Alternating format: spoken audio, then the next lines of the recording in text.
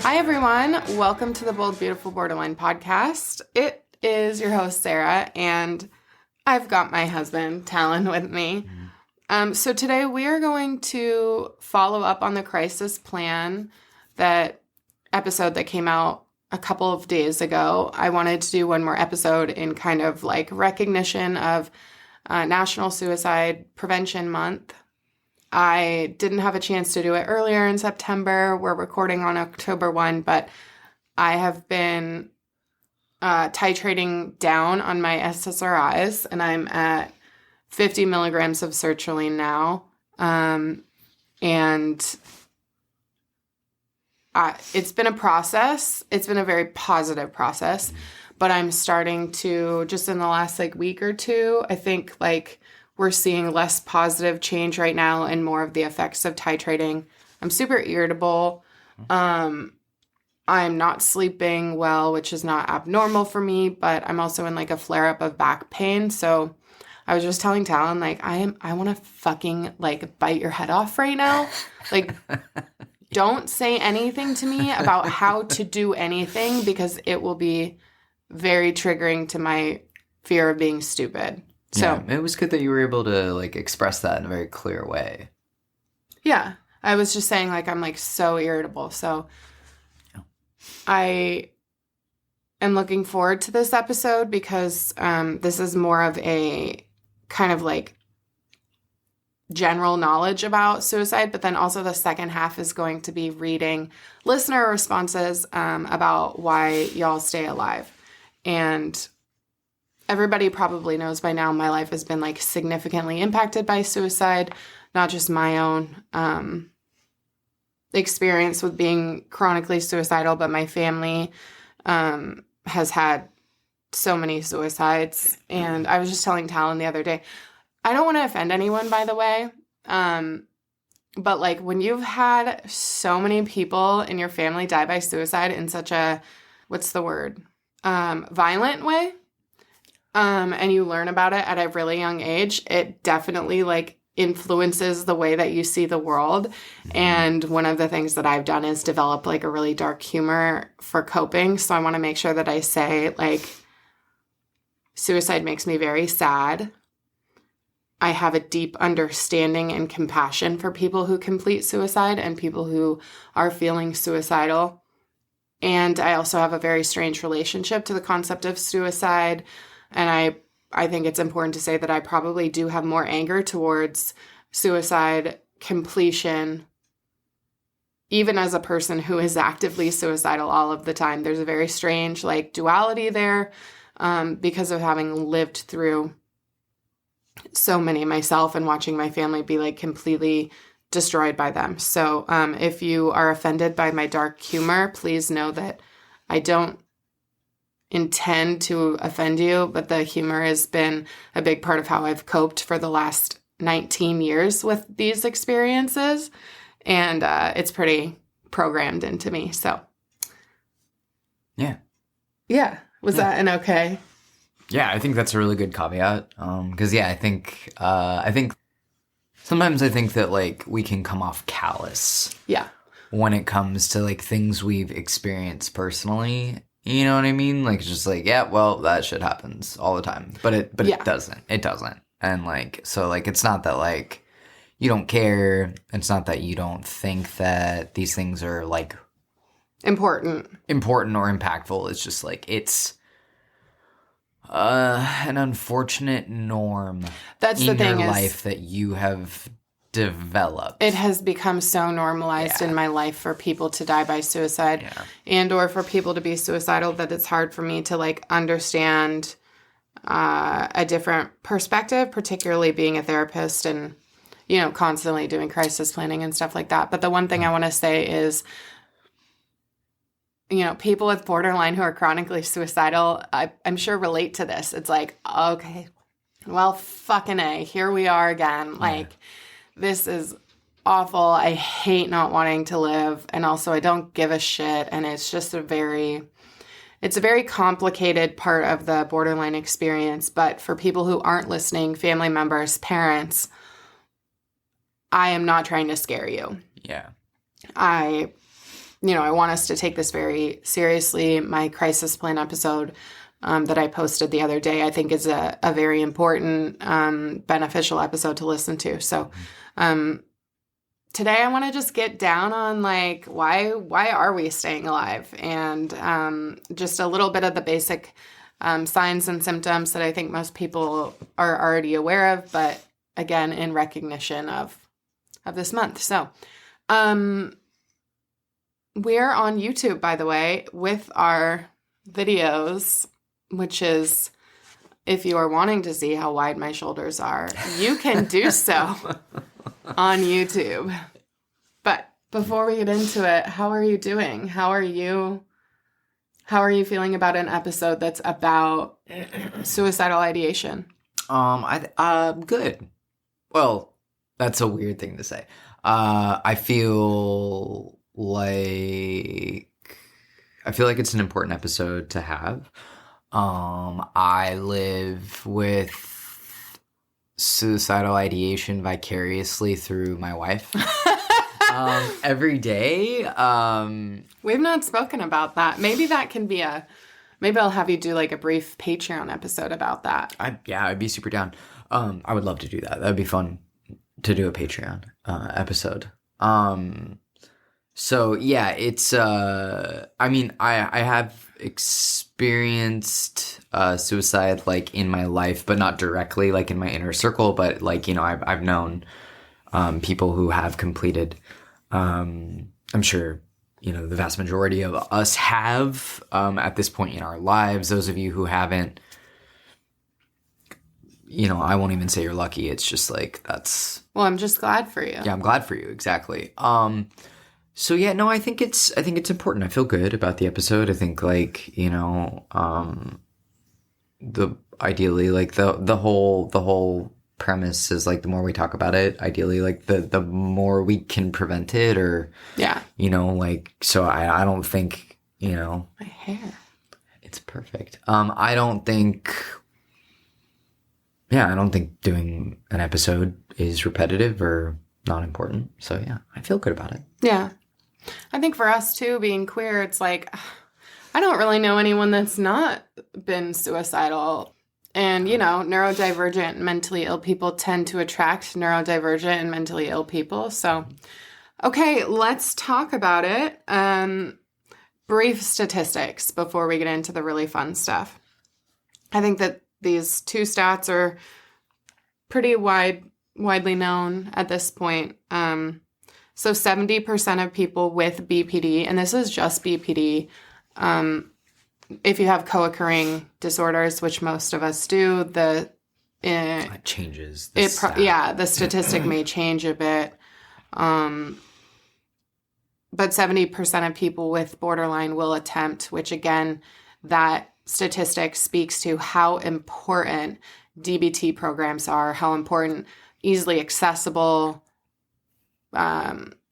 clinicians and psychiatrists who are trained in borderline care and emotion dysregulation care, how important that is, and how insurance companies need to get their shit together with regards to having all providers be in network, just generally. I have new insurance now. I have Cigna, and neither of my providers are in network. So I'm again back to this like $150 session fee for both my psychiatrist and my therapist. And it's like, well, what's even the point of having insurance? That's the only reason I'm insured. So, it's that 70% really speaks to how important person-centered care is, and how important the changes in healthcare needed are both in the States and in Canada. So 10% of people with borderline will complete suicide.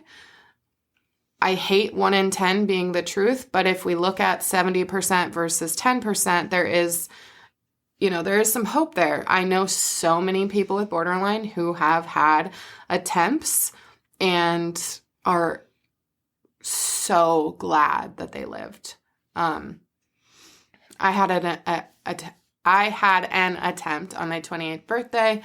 I would not have had that attempt if I had not been so drunk, so impulsive. And those are some of the things that we'll talk about in terms of risk factors. It's strange to even call that an attempt. It was a very interesting scenario, but at the end of the day, I think that's an appropriate term for the incident that happened in my life. And I'm so glad that I wasn't one of the 10% because I wouldn't be here growing my own lettuce and looking at this sweet face. So yeah, what are your thoughts about those stats? They suck. Yeah. That sucks. That is like a super, and then like, I don't know, like I think for me, like hearing those numbers, like when we first met, I was like, nah, okay, like that number, like that doesn't mean much to me, right? Like with no context. And then, you know, getting to know you and living with you and loving you, over the last like, you know, almost 2 years. You need to speak louder. Sorry. I'm very annoyed. You need to speak louder. So yeah, like without a lot of context, numbers are just numbers to me. But yeah, like living alongside of it every day, like it, you know, having you read those statistics to me again, I'm like, oh yeah, like that makes an unfortunate amount of sense. Like if that's what you're living with, like that makes sense that the numbers are high. Like I'm sorry, but like a 10% rate of completion in a very small population, that's really high to me. And it's sad and it sucks. And I hope that like reading those statistics, people don't feel defeated. Because that's not like, oh, well, I'll just be part of the 10% or, oh, well, I'm already part of the 70%, like whatever. Like, no. Like that's. Well, so it's really interesting to me, the difference in your perspective versus mine, because to me, 10%, if I take off my borderline hat, like I get it.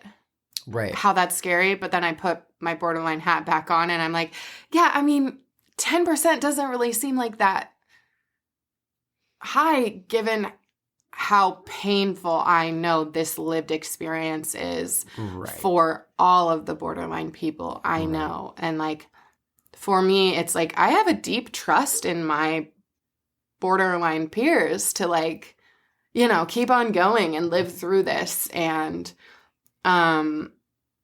if we think about like how persistent being suicidal is, 10% to me feels low, but then again, I zoom out and it's like, okay, yeah. It's high. It's high. I get it. And, you know, I don't want anybody to die by suicide. No. Yeah. And I think like I don't have the ability to put the borderline hat on, right? And like I only have my own like experience with the feeling of not wanting to be here anymore. And like those times that I felt like that, I was at some of my lowest points in life. So for me, like, that's all I have to relate it to, right? Like, how many times in your life do you feel like you've been suicidal? Less than 100 or more than 100? Times? Yeah. Oh, less than 100. Oh. Really? Yeah, probably like where I was like, yup. That wouldn't be a bad alternative at all. And like a couple of times where I had like, you know, an idea of what would happen. Wow. Less than 100. But do you want me to tell you my number or? No, I just, can't relate. Right. And but like you and I are polar opposites on that spectrum, right? Like I want to live. Yeah, you have a deep desire to live. I like being alive, not only because I like it, but I'm terrified of my own death and the end of my existence, right? Like, and I'm like, what happens next? I don't know. Like the thought of me not being around. Very existential. Super existential. Like death is very existential for me, always has been. Some of my earliest memories in childhood are me laying in bed, realizing one day I will not be here. And like, not only was I sick to my stomach and threw up, that was like, I think what I could contribute to, like, that's the closest I've ever been essentially to like panic attacks. Like, Huh? I was hyperventilating, like I couldn't calm down, like I didn't sleep the rest of the night. Like You feel like that's the closest you came to a panic attack? Yeah, I've only had like 2, I think, panic attacks, like full-blown panic attacks. I don't even know you. Who are you? I don't know. But anyway, I digress. I think that is one of the interesting things that's very different, at least for me, is I don't have a fear of the end of this. Right. I have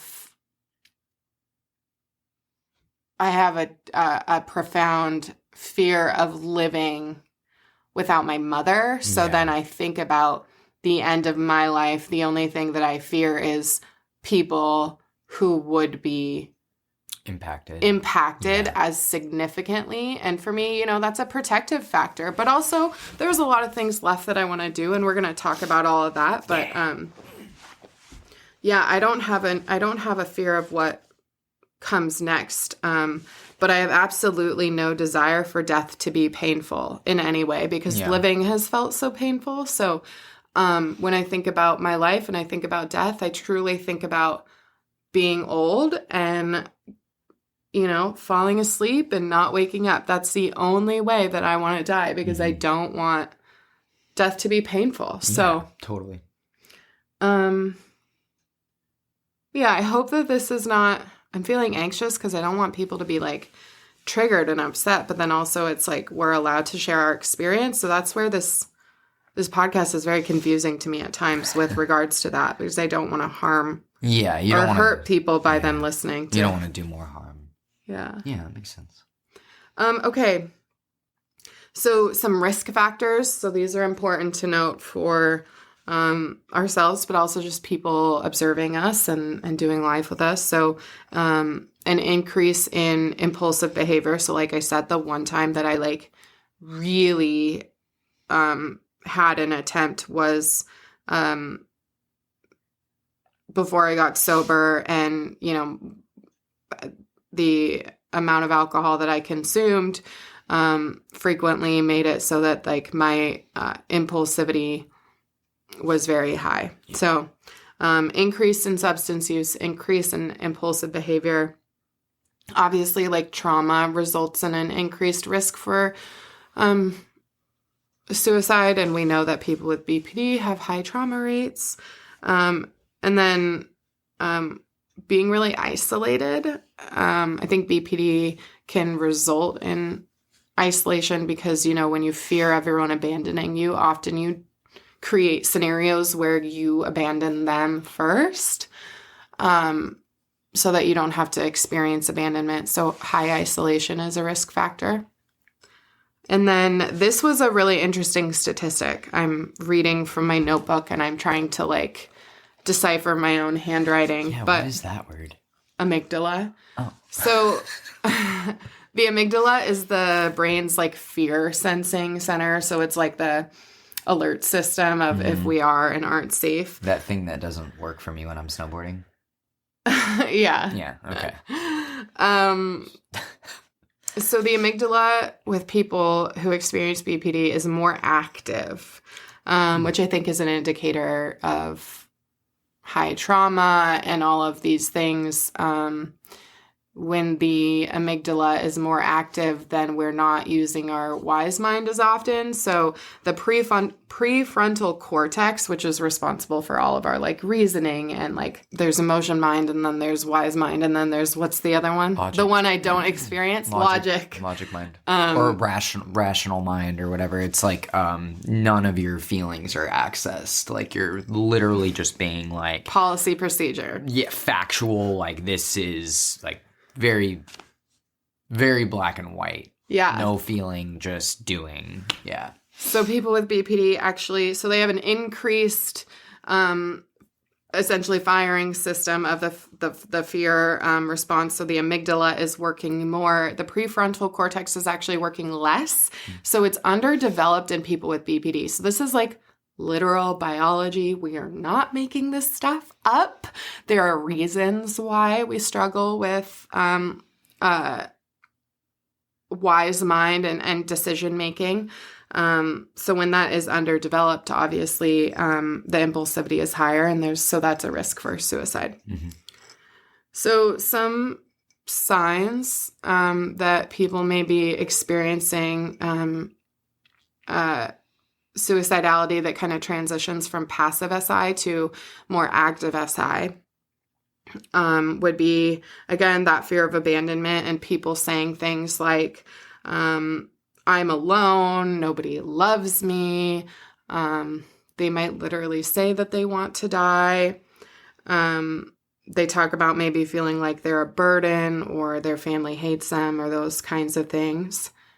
Another sign would be that your coping skills aren't working. So you've gone through all of your coping skills and they're just like not helping you calm down, which is when we would enact our crisis plan. There's 5 steps of the crisis plan: recognizing your warning signs, your internal coping skills, your external coping skills, looping in your supports in terms of like professional supports and people who are really aware of your coping plan and can help you enact it, and then your emergency services. So again, that most recent episode, I go into that more in depth and I give examples for that. And in the show notes of this episode and that episode, as well as on the website, boldbeautifulborderline.com, there is a template for the crisis plan and kind of definitions for how to develop it. So when those coping skills aren't working, obviously, then we can't use our wise mind very well.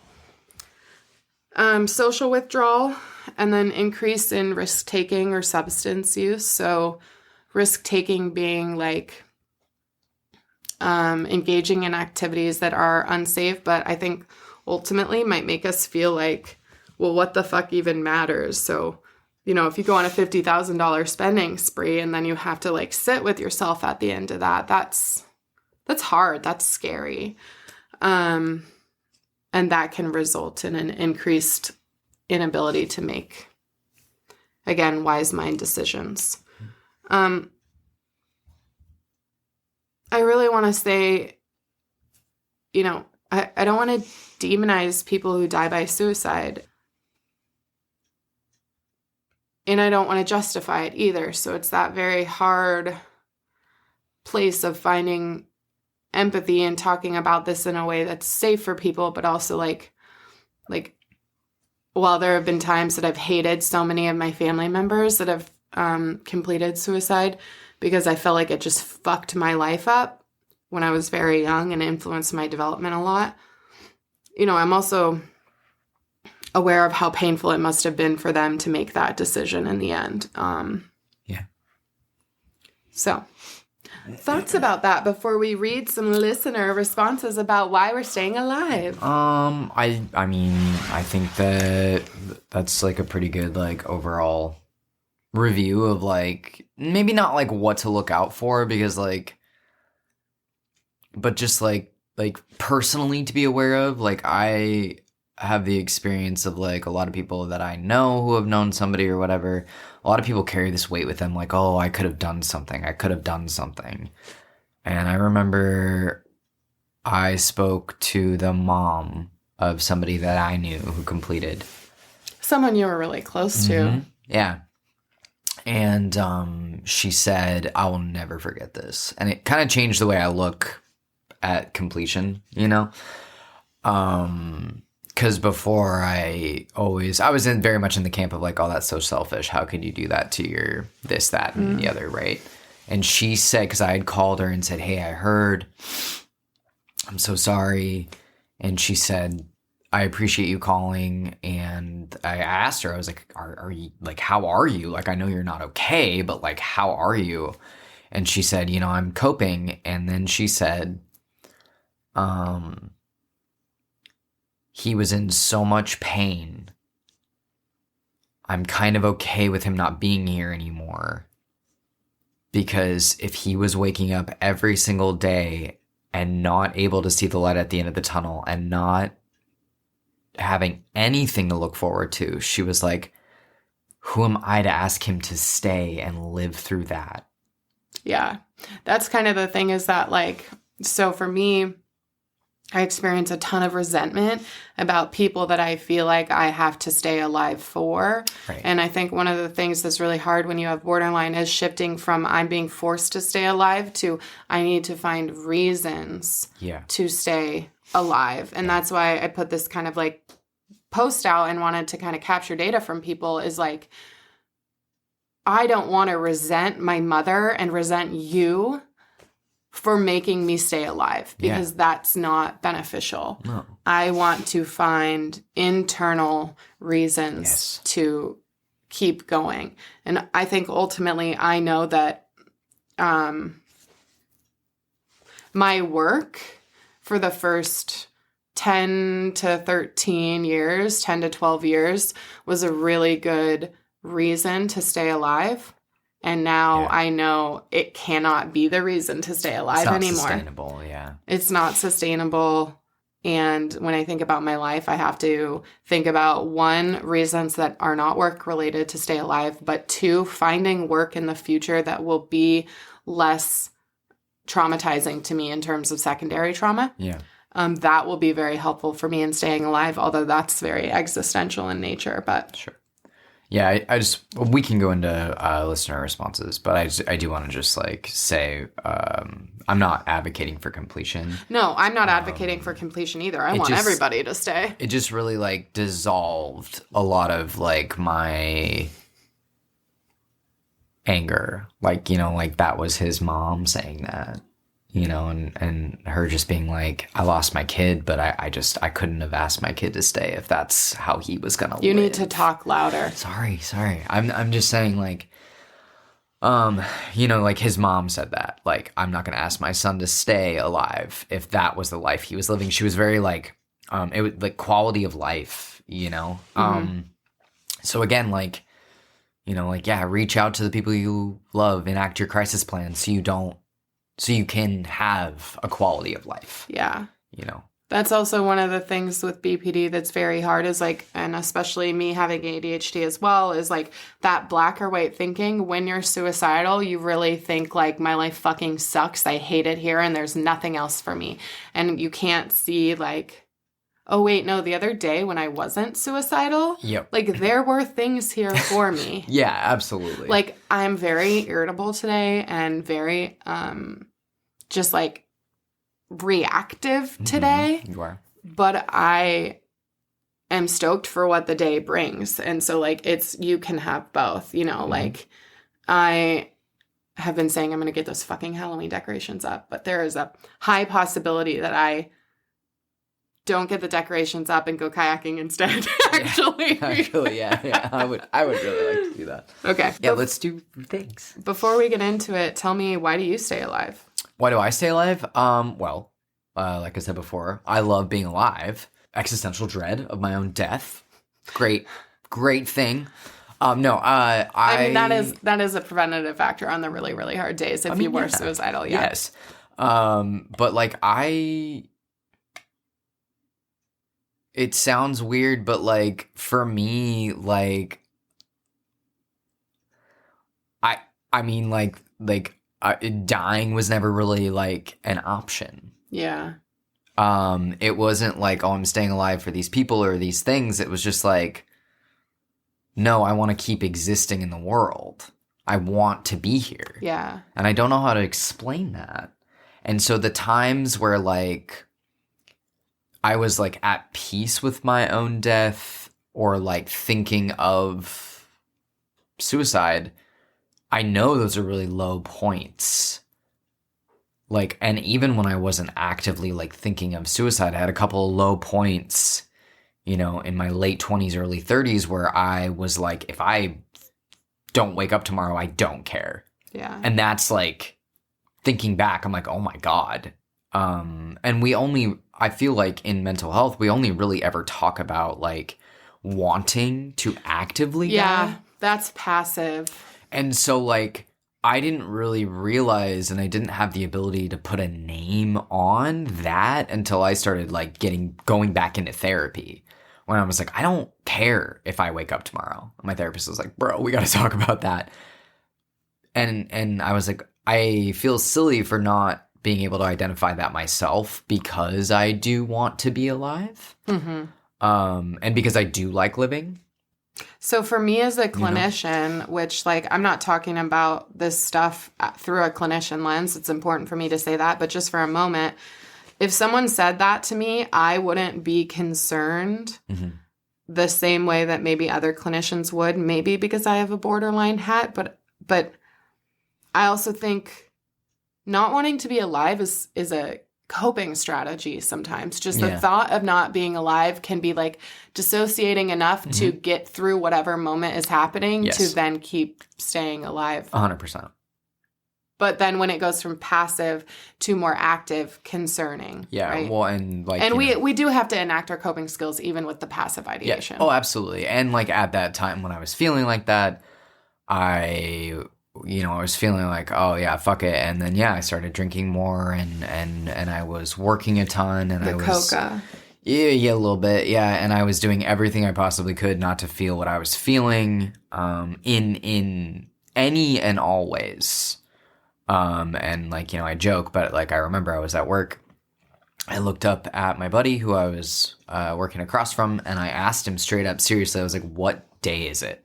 Yeah. And he told me, and I was like, what month is it? And he was like, looked at me and was like, did you just wake up? Like, are you okay? No, because he knew what was going on. And he was like, did you just like wake up? And I was like, yeah. Well, you met the most uninterested in living girl, and it made you so interested in living. Yeah, it was, I mean, that was like 2 years later, but, which is kind of ironic. It is ironic. I actually have a deep admiration for your desire to live. Like, I think it's, like, beautiful. Thank you. Yeah. But yeah, I stay alive because I fucking want to. Yeah. And I want to go snowboarding this year. Yeah, I have so many things I'm planning to do if my husband would only build me a greenhouse. Girl, give me some free lumber and it'll go up tomorrow. Okay.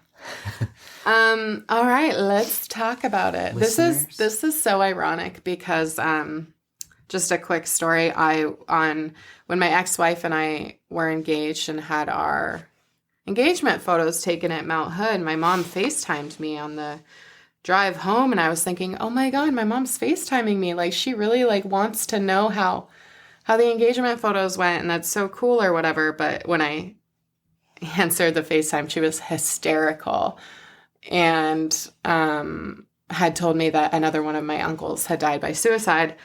And, so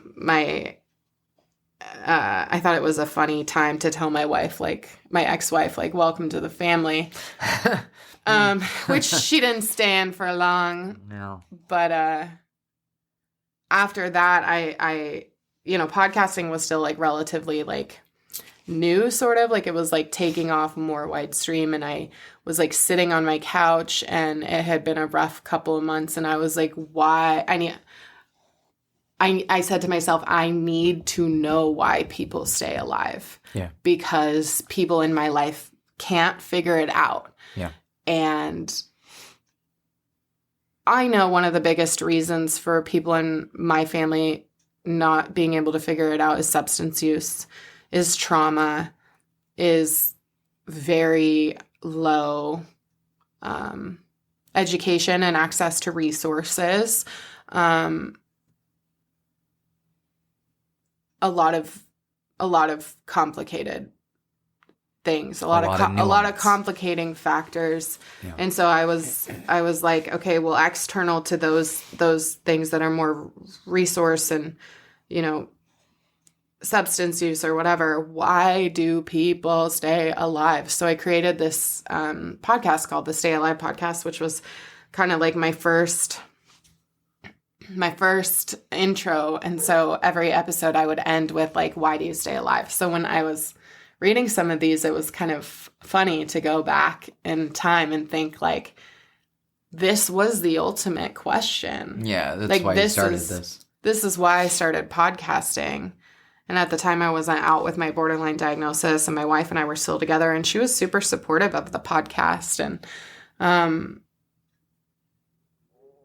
but yeah, it's interesting. Why do you stay alive? It's such a great question. It's a really beautiful question. So anyways, okay. Why do some of our listeners stay alive? My future self will feel something different than what I feel right now. Hope. Yeah. Yeah, the promise of tomorrow. Yeah, that like, in the next moment, I'm not necessarily 100% likely, without a doubt to feel what I feel right now. Yep. Feelings change.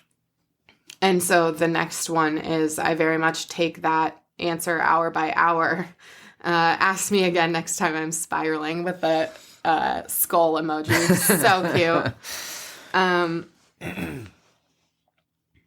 And then the same person said, I decided that death will come no matter what. I might as well hang on for the whole ride. And that's very much how I feel. Yeah, the inevitability is at the end. Why cut it short if it's going to happen anyway? Yeah. I like that. Check it out. See what happens. I like that. Who's going to win the election? Oh, God. Yeah, I don't want to talk about that. I have acid reflux just thinking about that. So many responses from people were their children. Yeah. So many responses, which on the one hand, I think that's beautiful and I'm really glad that that's your decision. And on the other hand, I hope that you can find more, which of course, like, I know I'm certain that they also have more reasons and that it was a limited space on Instagram that they could say that. Yeah, it's like right? 100 characters or something. Yeah. At the end of the day, that's probably the first most guttural response. Yeah. And I hope that they have more because, like, I have observed my parents outside of work not really have a life once their children flew the coop. Right. And I wish they had more life. Yeah, and I mean to say, like, my children, that's great for right now.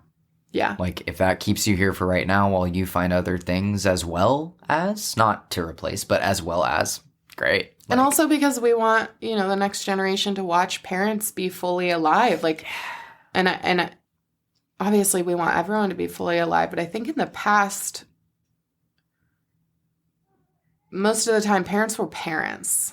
Yeah. Parents were parents and they were employees and not, at least what I experienced, not a ton in between that. But I know the person who wrote this first one and he has a ton of other things in his life. Music, his brother. Everything. He had, photography. Like, he has so many other things that I know keep him alive too. So, someone said, I have more work to do here. I'm going to make a difference, even a little, in other people's lives. I like that. I like that too. Being in service of others. I like that. Yeah, being in service of others. That's one of my 2 core values. This person, I am banking on writing a book someday. I hope that they do that. They have a lot to share that deserves to be seen and read by the public. My cats, my future joy, and my mom, someone said. I like that. I like my future joy. And yeah, your cats, like, who's going to give them crunchies? Who's going to fill their water bowl? Who's going to let them outside on the back deck? I have 4 cats now. Yeah. Have we filled the podcast in on the cat situation? I thought we did, but... No, I don't think we have. No, I don't think we have, yeah. I accidentally adopted 4 feral cats. No, 3, because we have Bleak. Bleak is still here. She's not there. Well, maybe I said that because I'm manifesting that other tiny little orange feral out around the corner, and if we don't grab that baby, they're going to get eaten by the bear. No. I love you so much, no. I have built an entire cat room with, like, climby cat things and different beds, and I bought, like, 4 different cat litter homes because I clean the cat litter, but I cannot visually see it throughout the day. That doesn't work for me, so it needs to be covered. So I totally get the cat comment. Oh, careful. You okay? Yeah, my life almost died. Probably threw another disc. No. Don't say that, baby. I wish everyone in my life would just shut the fuck up. The dog. All these pets. Except for Bleak. You ready? Yes. Okay, so we just got back from a potty break. I started taking lithium probably, 2 months ago? 2 or 3, yeah. So I'm up to 600 milligrams now, which is not quite the therapeutic dose for adults, but I love it. I think lithium is the best drug that ever happened to me. Straight up. Straight up. I actually think that at some point we're going to have quite the podcast about my medication process in the last year, because we should really talk about that because it's been you need to talk louder. Sorry. I'm just telling you, I'm so annoyed today. I know. Here, I'll just forward. Please. Here, I have asked you so many times. I can't help because it. It's a bitch for me to edit. I know. I'm sorry. I am sorry. I'm sorry too. Okay. What I was gonna say is into the microphone. I just wanted to see your face. Yeah, I think we should talk about that because it's been such a I don't know the word. I don't want to say journey. It has been a journey. But I think we've learned a lot that we didn't know before. Yeah, there's a word that I want to say, but it was just, I feel like we collected a lot of data. A ton of data. A very, and a lot of realizations okay. Yeah. And just, I don't know, it's, we could also talk about the med stigma of the stigma that you have or had against lithium specifically. Oh my God, so much. But anyway, I think that'd be an interesting. Yeah, it has to be. But the reason that I brought it up is because we had to take a break because the only side effect I experienced from lithium that is so funny is it makes you feel like you have to pee all the time. Mm-hmm. Which is fine, but most of the time I don't actually have to pee. Mm-hmm. I only pee a normal amount.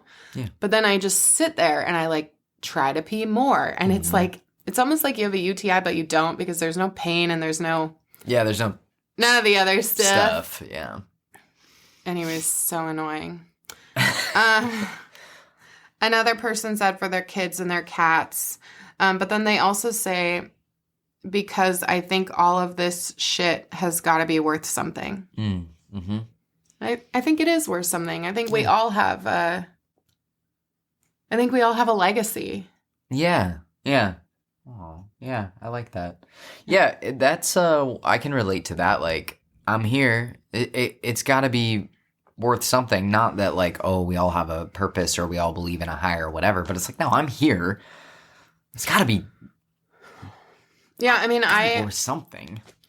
I believe in science, but there's also this part of me that's it's a fucking miracle to be able to have children and to be the child that came out mm-hmm. of this not very probable thing. Yeah. So I do think it has to be worth something. Oh. You want me to read it? No. You read this one. This one? This one? Yeah. Oof. It says, for my dog, I don't think she would understand why I never came home. Yeah. Me too. Yeah. I don't ever want my dog to be sad or confused. Yep. Oh, yeah, wow. Fuck. Someone said my answer is very mood dependent. I think about Control Alt Delete daily too. Oh. I like that. That's cute. You can just like that, yeah. Delete parts of your day. Control Alt Delete. Yeah, I like that. Yeah, I think about Control Alt Delete daily too, she said, and Talon. I'll let her out. I cannot keep doing this. I'm getting very frustrated.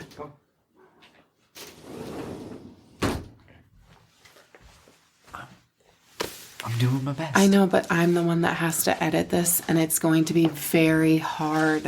Okay.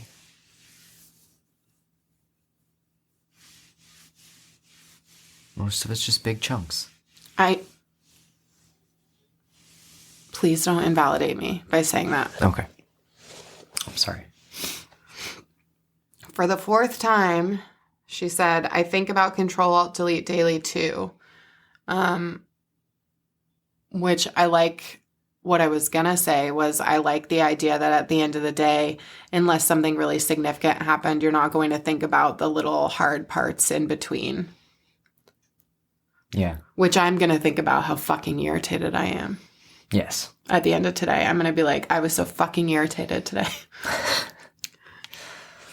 Someone said, a cat that loves me and my messy imperfection.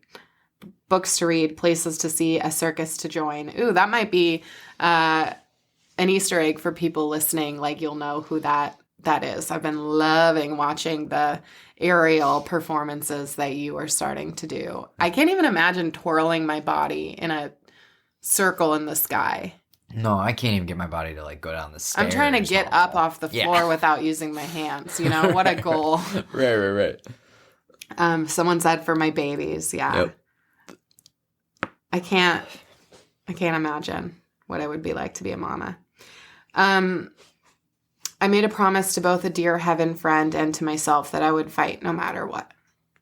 A couple more people saying their dogs and their kids. Someone said, for all the good times I have with my partner and to be able to make them as happy as I can. Oh, I like that. That's sweet. That is sweet.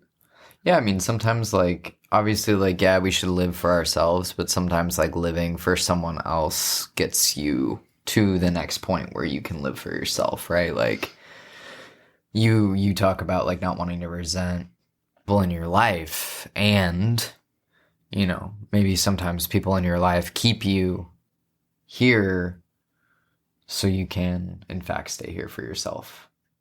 Yeah, that's part of it, is, like, I always felt like, okay, well, if the only reason I'm staying alive is my mom, that at least buys me time to figure out why I'm staying alive for myself, yeah, you know? Absolutely. One person said, figuring that out. I've made it this far, but exactly why, ? Not sure. Probably dogs and running. Oof, there's so many places I want to try to run if I can get my back healed. Yeah. Or, well, that's not possible, but get it more manageable. Yeah. I want to know where this person has been running. I think I know that she's done maybe some like a 50K or an ultra or something, if this is the person I'm thinking of. Mm-hmm. Ooh, this is my beautiful, hopefully, sister-in-law someday. Saying the beautiful unknown. I want to get to know it and see it, learn to love it, and share it. Yes. Who is like on such a cool journey, scuba diving the world. Yep, back in Utila, Honduras right now. So cool. Mm-hmm. Meanwhile, we're fighting the bear to get out of our garbage. Oh God, I'm not winning. I'm not winning. I win for a minute, and then he gets smarter. I don't. But like this person and your brother. I mean, I have such a deep admiration for their willingness to go after what it is they want to do in their life and to fight all of the social norms of I have to have a job, a house, a marriage, and kids in this linear fashion. They're like, you know what? Like, I work 6 months of the year. I essentially furlough myself and I go scuba and teach scuba. And then I come back and I, you know, make more money and be able to go do it again. And it's like, that's the thing, man. Like, do whatever the fuck you want. That's so cool. Absolutely. And I feel like I wish I would have done more with my van journey at times. I wasn't regulated enough to do it, but I also know it's not over. We're going to do some stuff. Oh, we're going to do some stuff. We got plans. We got van plans, mini split. It's going to be sweet. The next person says they have a service dog. That's really cool. I would love to have a service dog. And someone said something about their son, but my screenshot cut off. I'm so sorry. Oh, it said my son would be sad if I didn't. Yeah. I've seen a lot of people in my family be sad because their parents didn't. One person said for others. And again, I mean, like, ideally we all want to have internal reasons for getting up and doing this every day, but like, who cares? Yeah, it can be for others. Yeah, that's not always realistic. Like, it's idealistic, sure, but it's not always realistic. No, I don't have any desire to work towards not being suicidal. Because, like, that's just not realistic for me. I've been suicidal since I was 6 years old, 7 years old, some of my earliest thoughts. I was going to say, since you were, cognitive or sentient or whatever the word is, where, like, you have thought, like... Yeah. Like, well, I was realizing the other day, when people, like, think that borderline is, like, just dramatic and made up, I was realizing... It's not. Do you remember that children's book where the front of it is, like, the little kid sitting on the toilet? I Love You Forever. And I remember as a kid, my mom reading it to me, and I just, like, was, like, so overcome with the concept and the pain. And to be, like, a child and to feel that much, you know, is just, like a little child. Yeah. Yeah. Like, the shit is real. Yeah. I love you forever. I'll like you for always. As long as I'm living, my baby you'll be. Yeah, but I remember thinking, like, as long as I'm living, like, at some point, this mom isn't going to be here. My mom won't be here. Right. Oh, my God, what would happen? And I, 5, 6 years old, like, young, that fear. Right. Yeah. That shit's wild. Okay, the very last one is the life that I've built. Can you relate to that a little bit, or? I can. You can, yeah. Yeah, I mean, I think, like, if I had known at the times when I was, like, really sick and, like, in the midst of my addiction, that I don't know if it's, like, necessarily the life that I've built, but when I look around at our home, I think the property and the place that I'm living. And I mean, don't get me wrong, like, our house used to be 3 garages. Like, this is not, it's not, what's the word? It's not, traditional? No, it's not fancy. It's not, the word is, like, it's not glamorous. Like, our home and our life is not glamorous. And it's not. It's a lot of work. It's a lot of work. Oh. It's not easy. But I look out our bedroom. It has almost 360 windows. And it's like this weird feeling of, at some point in my life, I must have been here and known that I would be in a space that was bright. Yeah. I never had a bright space before. And as someone who spends so much time in bed when I'm depressed, to be able to have a bright space and to look out and see the property in front where I built the garden, or to walk over to the other windows and see the chickens and see the place where I run the dogs, and to know that, like, at any minute there's a 0.6 walk to the ocean. That to me is like, oh, if I had known that that was going to be the case, I think I would have, like, felt a lot more calm. Yeah. Yeah. Not like, yeah, like. And again, it's not easy. I mean, like, this isn't, like, it's not glamorous. We gave up everything. We gave up all of our family to come out here. You know, we don't. Yeah, I mean, we don't see them as often. We don't see our friends as often. We, you know, are isolated in a way. We are isolated in a way. But at the end of the day, like, I wouldn't trade anything I had for what I have. We built a life that, for me, is, like, it feels good. I don't know. Like, being a person that's, like, so connected to the outdoors and, like, green and all of the fucking queer Pacific Northwest Carhartt shit that we could talk about that's really embarrassing. But, like, for someone who's so connected to that, giving up the dream of, I have to be a cool city girl because we're from Portland and we did the going out thing and the, like, I owned a house in the city thing, and the finally deciding to give that up, wear a fucking sports bra every day, don't shave your legs for 6 months, wear nothing but Birkenstocks, and just be. Yeah. I mean, I think Yes. And for me, like, I always wanted to live at the ocean, and I never thought I would. I never thought I'd be able to actualize that dream, because for me, it felt like living by the ocean was impossible. And then I always like dreamed of living rurally, but I didn't think I really ever could. And granted, we're not like... Which is funny because like we live in like a very poor county. It's not like it's like it's a working class county for sure.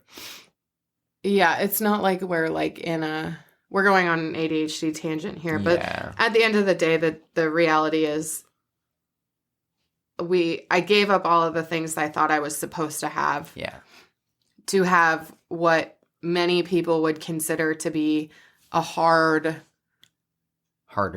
not glamorous life. Yeah. Without a lot of commodities and ease. But this is the life that I wanted. Yeah. And see, for me, I gave up all the things I thought I wanted. Yep. Like, I thought I wanted those things. And, like, to an extent, sure, I did. And I must not have wanted them that bad if I don't miss them at all now. Living out here. Like, the ease and the convenience. All these things I thought, like, oh, no, I want that. Like, that makes my life full. You know, like, I can go and, like, I can't throw a rock in Portland, Oregon without hitting a fucking great restaurant, a great place to go, like, all these things. I do miss that. But, like, at the end of the day, I wouldn't ever move back. I would never move home. Never. I would never move back to a metropolitan area. This fits really well in the way that, like, I want to live and the priorities that I have. Yeah. Less feels a lot better. Yeah. Yeah. I think moral of the story where suicidal ideation is concerned is often it's a coping strategy to think about death because you're so overwhelmed, frustrated, angry, sad, rejected, insert whatever emotion it is, times 1,000, and you feel like the only way out of that is death. And it's not. Mm-hmm. Use your strategies, use your skills, but also create a life that works for you. Like, and actually works. Like, be harsh about what is working and what isn't working. Like, leave people, places, things behind if they don't benefit you or don't help you feel like you can stay alive. And I know that that's a privileged perspective. Not everybody can do that. Yes. But if it's possible at all to work towards that, find your dream. Yeah. Not someone else's dream. Yeah. Okay. Okay. I love you. I love you too. Hello, listeners. Thank you for tuning in to the Bold, Beautiful Borderline podcast. I hope you enjoyed today's episode. If you liked what you heard, don't forget to subscribe, rate, and leave a review on Apple Podcasts, Spotify, or wherever you get your content. That's super helpful for me in finding additional folks who want to listen to the show, want to feel seen, family members, partners who want to understand. You can also follow along at Bold, Beautiful Borderline or at Sarah's Wellness Way on Instagram. For the blog and a more extensive list of resources, go to boldbeautifulborderline.com. There you can also request to be a guest on the show, or you can do my favorite thing and leave a voicemail to be played at one of our future episodes. All of this information can be seen below in the show notes. If you'd like to support the show and get exclusive perks, consider becoming a Patreon member. Your support helps me with creating content to destigmatize BPD and all the other wild mental health struggles that I discuss on this podcast. As always, thank you so much for guests and listeners alike. I love you.